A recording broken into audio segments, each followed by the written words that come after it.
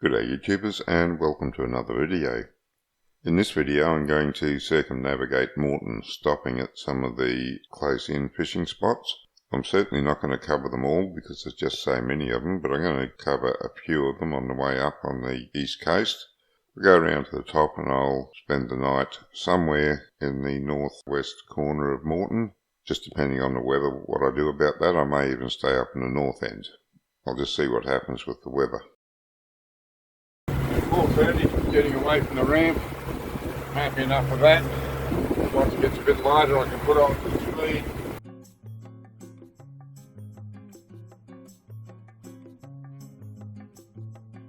Geez, looks like everyone and his dog's out here looking for bait today. I'll heave two out here while I get my rod ready. And I'm going to have to go into the pack and see if I can find some. Because of the number of boats that were around the bait ground, I chose to jig the periphery of the action rather than try and get into the centre of it. That meant that the bait schools I was running across were the ones that had been chased out by all the boats around, but they weren't as huge as the ones that you normally get. So I was pulling up the bait in ones and twos usually, instead of a full string that you get sometimes if you get in the centre of the thick school. But that was okay. It didn't take me long to gather enough bait to make the trip worthwhile. When I'm jigging for bait, I often pull up species that have a size limit, like the squire here. They might make good bait, but it's illegal to keep them. We want to eat them when they get bigger, so throw them back, let them grow. I did have a bit of a battle with one largish bonito. I had a few of them grab hold of the sabiki rig actually. Most of them got off. Two of them straightened the hooks out on the sabiki, but I kept using it because I was only pulling up one or two at a time anyway, so it was usable. But I did land this one, and he went in the esky to be cut up for strip bait. The flesh on the bonito and tuna is so red and blood rich and oily that it makes great bait, really attracts them. Also makes great burley, by the way. One of the many very useful features of the Freno autopilot, that's the NavPilot 300, is the sabiki mode. Now that lets me put the boat in a orientation and use the throttle to keep it in that orientation, keep it in roughly the same spot. If I had the electronic controls on the Yamaha, then the NavPilot would manage the throttle for me as well, but as it is I don't. If I put it in reverse, even at low idle, I usually end up going backwards, which is not what I want, so I have to juggle the throttle a little bit in and out of gear. But it works brilliantly when you're trying to stay in one spot and jig some bait. I got a bit of a mixed bag with the live bait. I had some slimies and some herrings. The herrings don't last too well, they're a bit delicate. So when I figured I had enough that I could use them up before most of them died, I thought I'd call it quits. I had plenty of good Iluka pillies and squid from Mr. Bait. There's no point taking a lot of live bait and letting it all die. It is fresh bait, but I prefer to use the liveys alive. I had the bonito to cut up for strip bait, and given the nature of the trip was to circumnavigate Moreton and have a look at some of the fishing ground along the way, I figured I had plenty in there. Once I was underway on the autopilot, it was time to pack up the sabiki so it wasn't a hazard on the boat. I like to wrap mine around a piece of pool noodle and bury the hooks in the pool noodle. That way it's safe, I'm not going to get myself hooked up on it, and I can unwrap it and use it again next time. I still put it on the pool noodle even though this sabiki is getting thrown out because two of the hooks have been straightened out. I'll use a new one next time, but wrapping it up in the pool noodle, sticking the hooks in the pool noodle, make sure I'm not going to get a hook in my hand. And when you're out in the boat by yourself, that's pretty important. Normally with those small hooks you can pull them back out, it hurts a bit but the barb comes out pretty easy. If you get a bigger hook in your hand you've got to push it all the way through.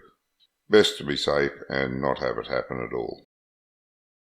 While everyone's jockeying for position and trying to keep themselves over the bait schools they think are there, with a little bit of practice you'll get to sort of have an idea of where the bait's heading, and paying attention to what everyone else is doing, where the bait's heading, you should be able to work your way into the centre of the bait school, one of the big ones.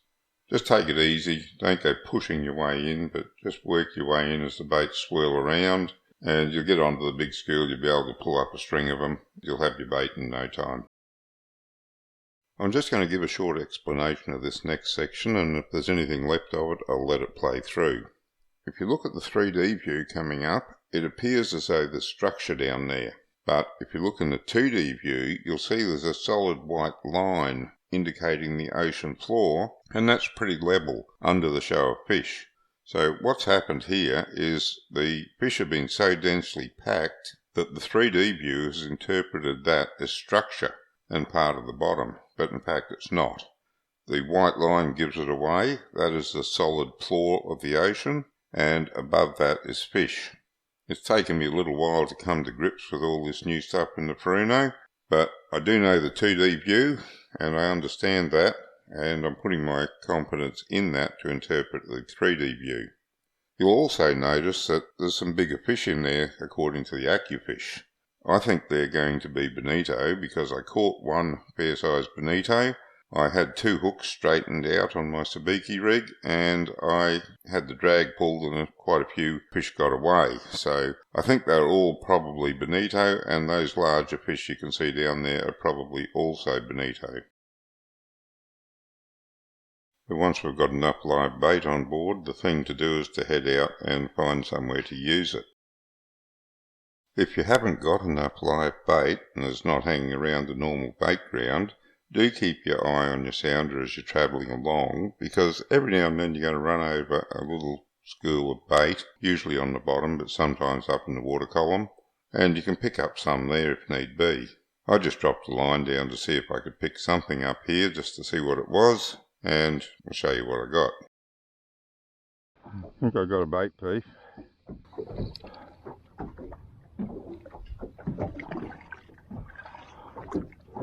Yep. Tagged him. Go get Daddy.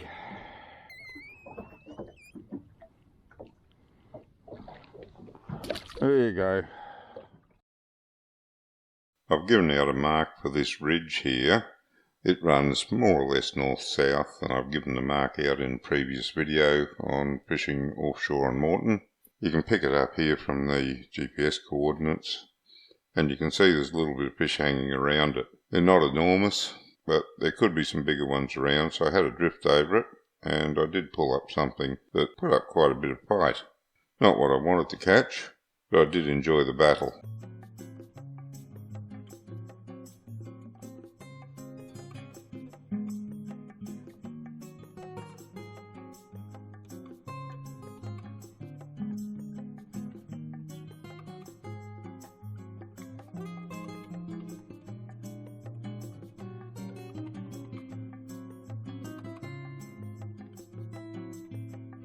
Hat cam's not working. I got 2 on, double hook up. The other line broke. I'm still fighting this guy. He's putting up quite a struggle.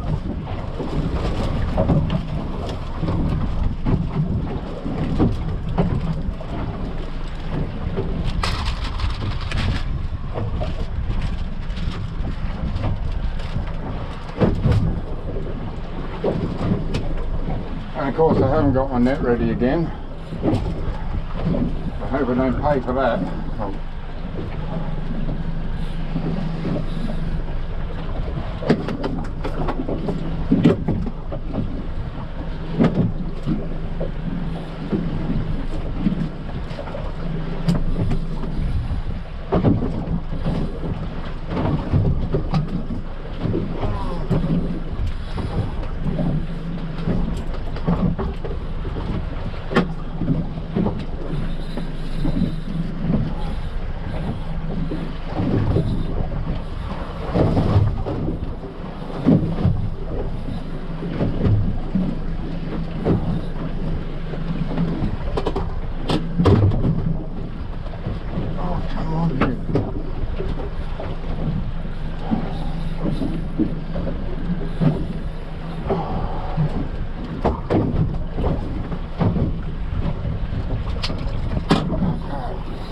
Net's ready. Watch out. Haven't got any colour yet. Get this hat cam out of the way. Underside Fathom. Hit so hard. Do it start. Yeah, I got that road. Yeah, no, tower up. Let in my little shark straight away. No shark problem. Yeah, I was just saying here so it wasn't too bad. Hang on, time for a move or keep going. But you dodge. Oh shit, yeah. Hey? Very badly. Oh yeah, still the same here a little bit.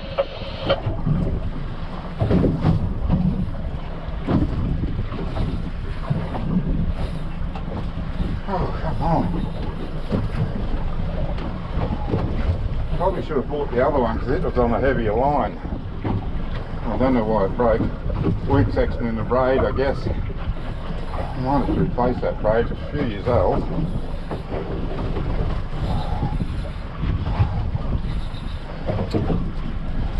Oh, I got leader. I have too, I can see colour. Ah, what is he? So, no. Oh, Jesus. Black tuna maybe.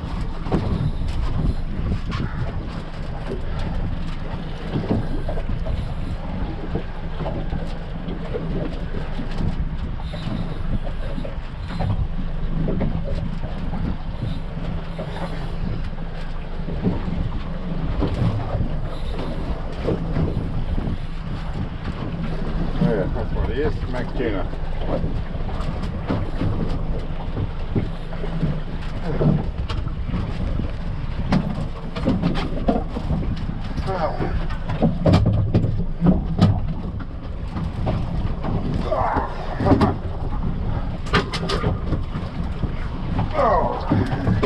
Netted. Would have preferred a snapper. He put up a good fight. Just having a little bit of a look at this area in detail, you can see from the image up on the screen of my track that I had a few drifts through the area. In this screenshot from the 2D sounder, you can see that the rise on the bottom is about 2.5 metres high. I know it's not a bait school this time because the white line of the hard bottom goes across the top of it, and you can see some larger fish hanging around it. On the right hand side of it, it's a bit fuzzy, there's no white line. I suspect that that's a concentrated school of bait just hanging off the end of it. And there's probably quite a steep drop between the white line at the top and the white line at the bottom where there's that gap.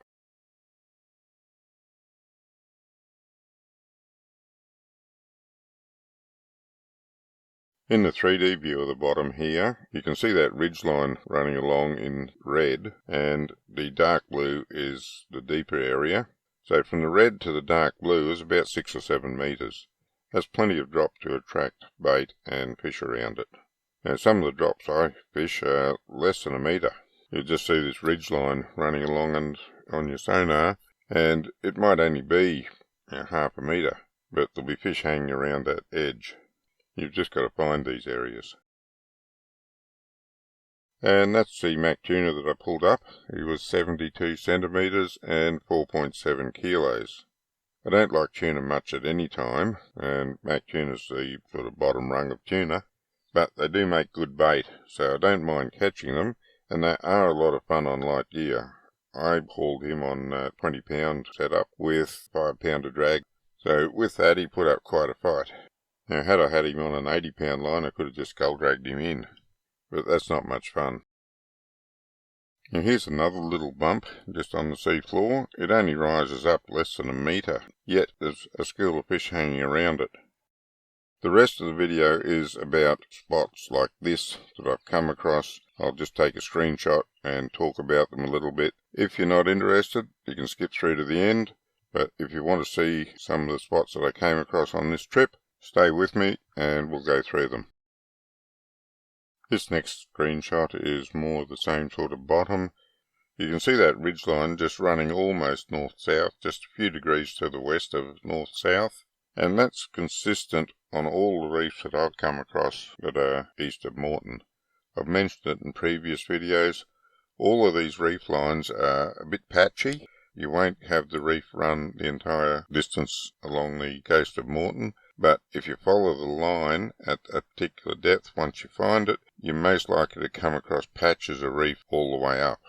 And that's what you see here on the bottom. And it's one of those little patches you're looking at here. The depth change from the red to the yellow is only about 4 or 5 metres, but that's enough for fish to hold around.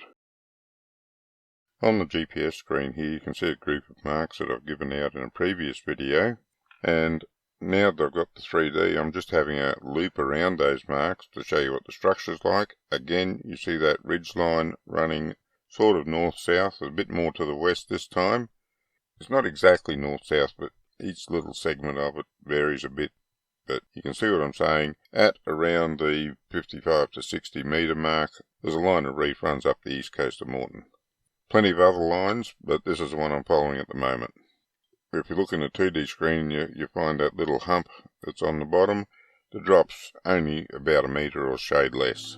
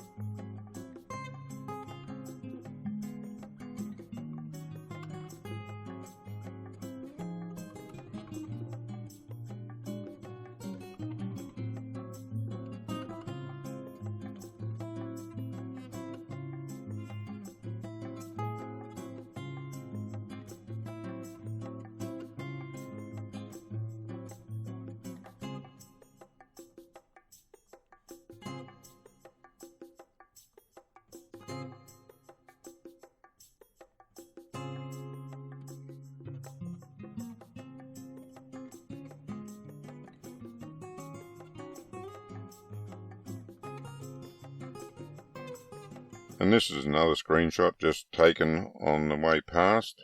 It shows a school of bait on the bottom, where the bottom's just a little bit rough. Not a lot to it at all, less than a metre of change in depth and a bit of a rough bottom. But there's a bait school hanging around it, and I can see about 3 larger fish hanging around the bait school. Now there could be some more in the middle of the bait school, but I can see one up off the bottom about 4 or 5 metres, off to the left of the bait school, and 2 quite close to the bait school, one nearly on the bottom, one just a little bit above it. It could be more, but they're just the obvious ones. In this screenshot you can see the seafloors come up about 10 metres or so. There's a tiny bit of a peak at the top of the rise with just a few bait fish hanging around that, and over to the right hand side of the image there's a few larger fish hanging around there.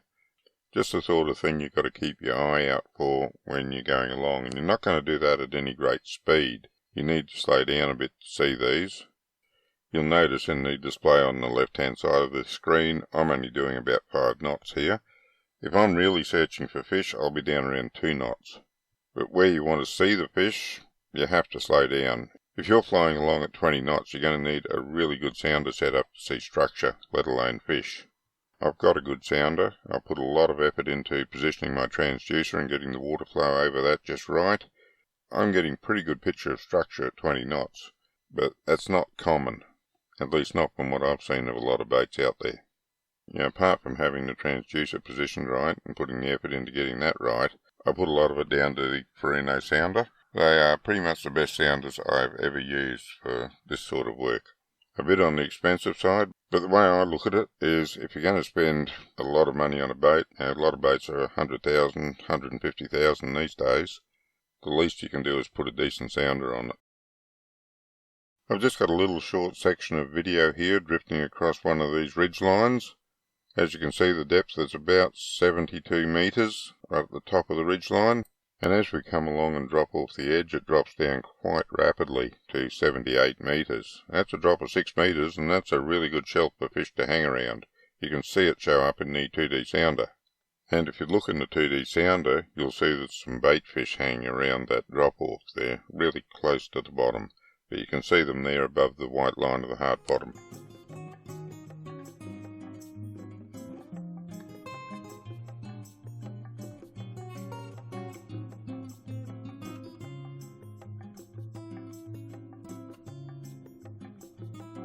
And this is a screenshot of the 3D image of the bottom, just to show you another patch of reef I've come across. You can see from the track line I've just had a quick drift over it to get a really good image of it. And the depth there varies from about 70 metres in the red down to about 84 metres in the dark blue. And here's another short video clip from the sounder. I just wanted to run that to show some very undulating bottom that I came across. You can see there's bait fish hanging around the undulations. There is a few larger fish in there right at the beginning and at the end of the video segment.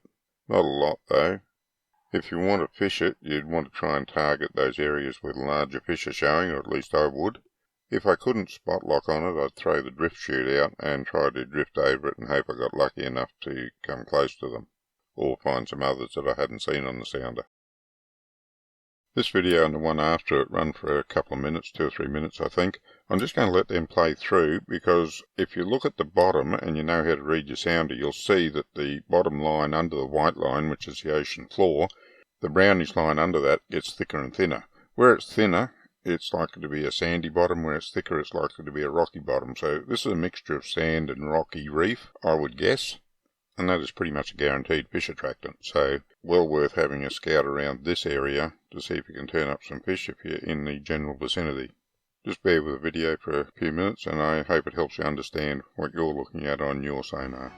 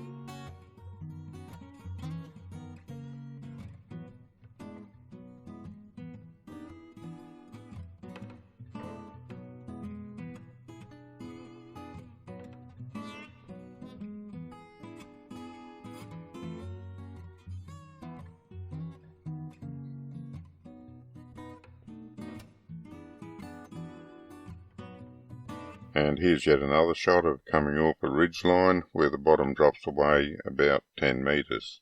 Just a little short video clip of that. You can see the bait holding around the drop off. And anywhere there's a concentration of bait is worth having a look around for some larger fish, because larger fish eat the bait.